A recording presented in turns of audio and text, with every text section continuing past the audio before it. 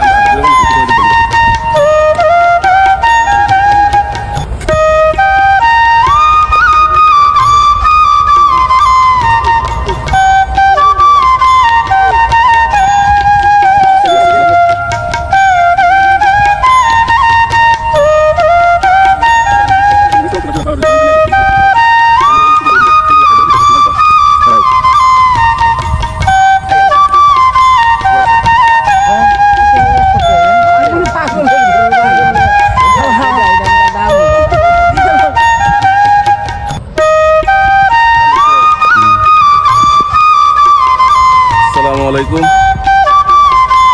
দেশবাসী। এই যে এই ক্ষেতটা এই যে ক্ষেতটা আমি করি, এটা আর সামনে আরেকটা ক্ষেত আছে, দুইটা একসাথে আমার দুইটা ক্ষেত, আর ওদিকে আরেকটা আছে। আজকে এখন ক্ষেতের সামনে আছি, ক্ষেতের পরিস্থিতি অবস্থা বুঝুন, দেখবো কিরকম।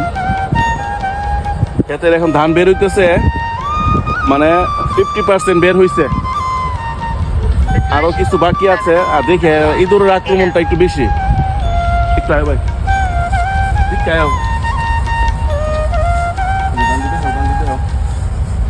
এই যে দেখা কাছে আনো, একদিন ক্যামেরা সামনে আনো। এই দেখেন আলহামদুলিল্লাহ 88 জাতের বীজ এবার রোপণ করছি, প্রায় অনেকেই করছে এই বীজটা। ফলন ভালো, চালও অনেক ভালো হয়, খেতে সুস্বাদু।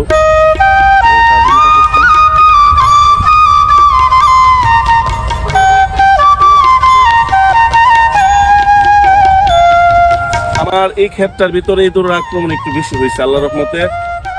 ওই ক্ষেতটাতে ইঁদুরের আক্রমণ হয় নাই।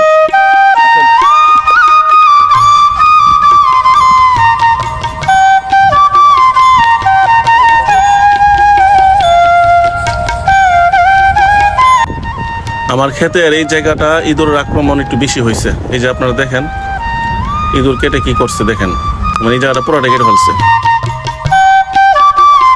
আসসালামু আলাইকুম, সবাই ভালো থাকবেন। আজকের এই ভিডিওটা পরিপূর্ণ আমাদের এই ধান ক্ষেতের ধান বন্ধের পুরোটাই আপনাদেরকে দেখাইছি। আমরা 4 জন আসছিলাম আর যার যার ক্ষেত দেখার জন্য। ক্ষেত দেখা যাইতেছে আলহামদুলিল্লাহ, ফলন খুব ভালো, সবার ফলনই ভালো হয়েছে এবার আলহামদুলিল্লাহ। মানে সামান্য ইঁদুরের আক্রমণ ছাড়া সব কিছুই আলহামদুলিল্লাহ। সবাই ভালো থাকবেন। আর আমাদের ভিডিওটি যদি ভালো লেগে থাকে তাহলে শেয়ার করে অন্যদের কাছে পৌঁছে দিবেন। গ্রাম বাংলার একটা ভিডিও দিলাম অনেকদিন পরে। আসসালামু আলাইকুম।